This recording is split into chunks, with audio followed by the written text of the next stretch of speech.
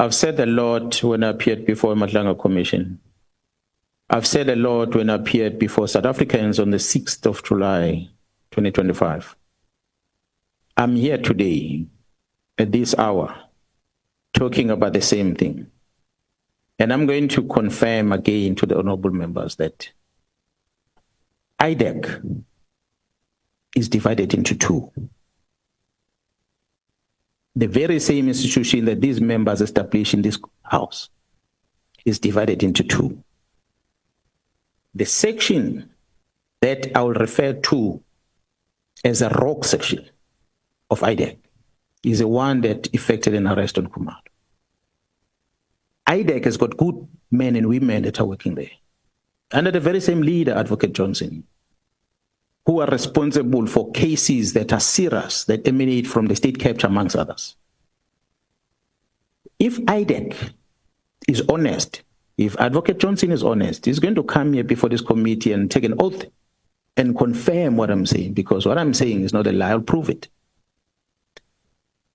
I want to invite these members to get a profile of the arresting officer of General Khumalo and the team, Mr. Padayache.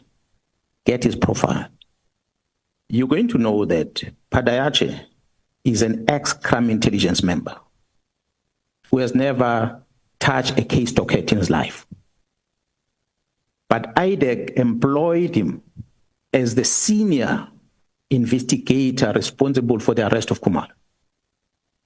He's the one who's a boss in that case.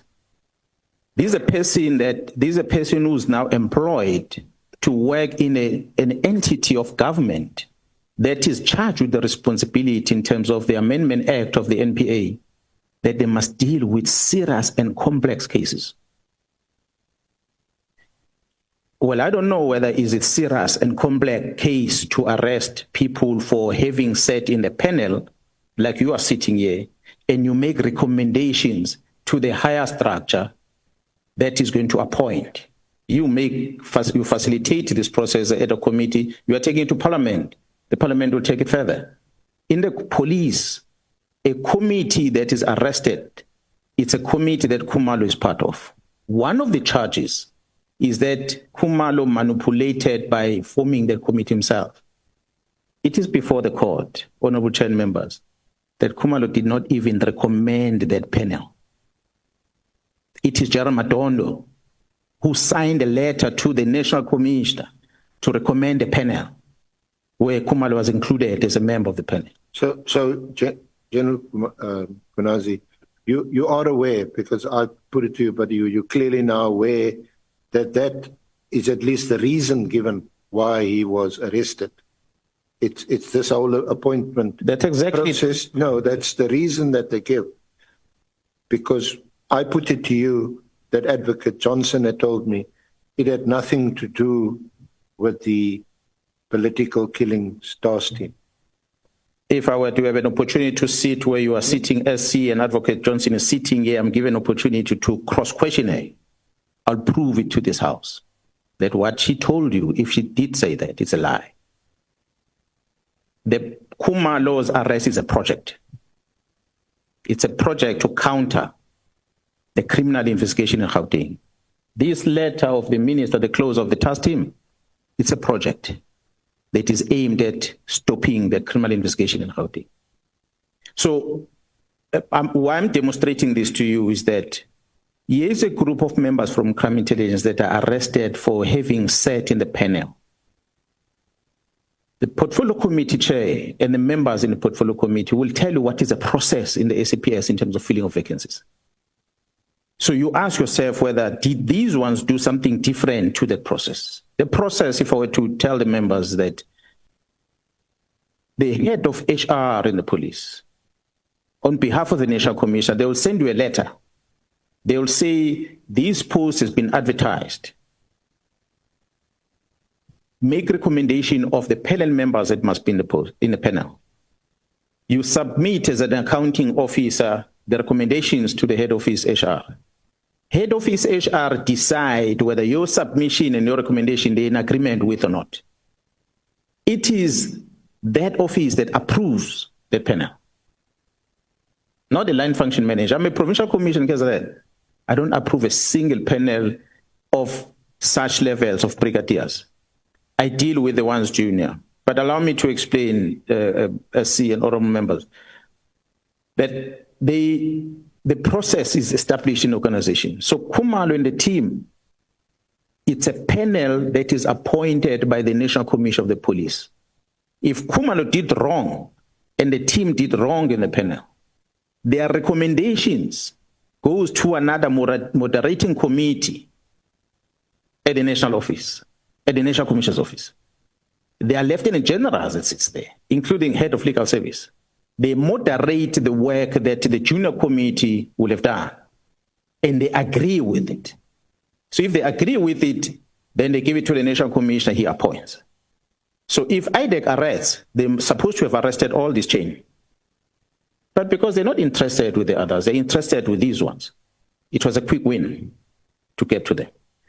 IDAC, honorable chair and members, arrested the members of crime intelligence literally in the same month. I don't know how many weeks apart. The very same IDAC had a case of over 90 million rand of ESCOM, if I'm not mistaken.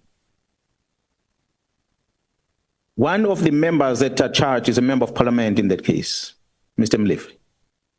IDAC summoned the people that they wanted to arrest to appear at the police station in the morning. They arrived at the police station in front of cameras wearing suits. They went to the police station. They made them to be charged, gave their fingers. From there, they drove to court. They appeared before the magistrate. Their court granted them bail. They paid their bail. The same evening, they were at home with their families for 90 million rand. The same institution IDAC.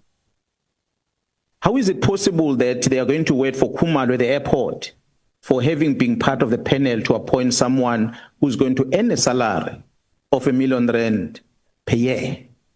But they wait for that person at the airport and arrest that person. So what Advocate Johnson will come and explain, justify the two that happened under her watch. I will argue that the ones that were charging Brian Leaf and them, honorable members there, they were respecting them, despite the seriousness of the charge of 90 million rand. But the one of Khumalo, they were not respecting them because the project was not this promotion of this girl. The project is stopping that operation in Gauteng. So, in twofold, Chair, stopping the operation in Gauteng and disrupting the reforms that have been introduced at crime intelligence. So, your evidence is, or you allege, that the arrest of Khumalo was to stop the operation in Gauteng. It wasn't designed. And the reforms that crime intelligence. The reforms. Yes. So you don't have a problem with... It's coincidental, Chair, I'm sorry, members, that the very same husband of the very same head of IDAC works in the same crime intelligence. But you can continue.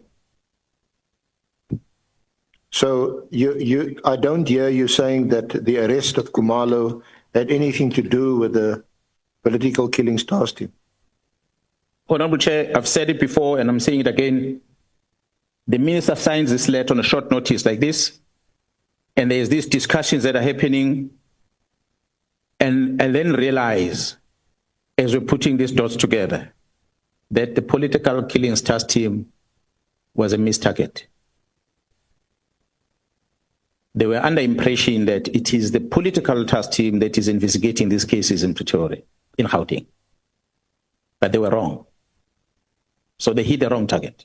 Well, because the political task team, as we know, and you can confirm it, is still in existence and has been budgeted for until, I think, next year, May, March 2026. That's correct.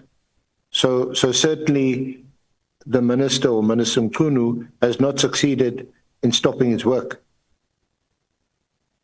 Honorable Chair and members, I said earlier, Minister Mkhwanazi, the one that I met when I was with Mr. Nkabinde in his own house, is not the one that drafted this letter. I can bet my man on it. They made him sign something that he didn't know. Unfortunately, he never afforded me an opportunity to warn him about it. Had he done that, he would have realized what he's getting himself into. Well, we also know, and of course, the National Commissioner will come here and also testify, and has testified in another forum. But we also know that there clearly was no objection to the directive given on the 31st of December.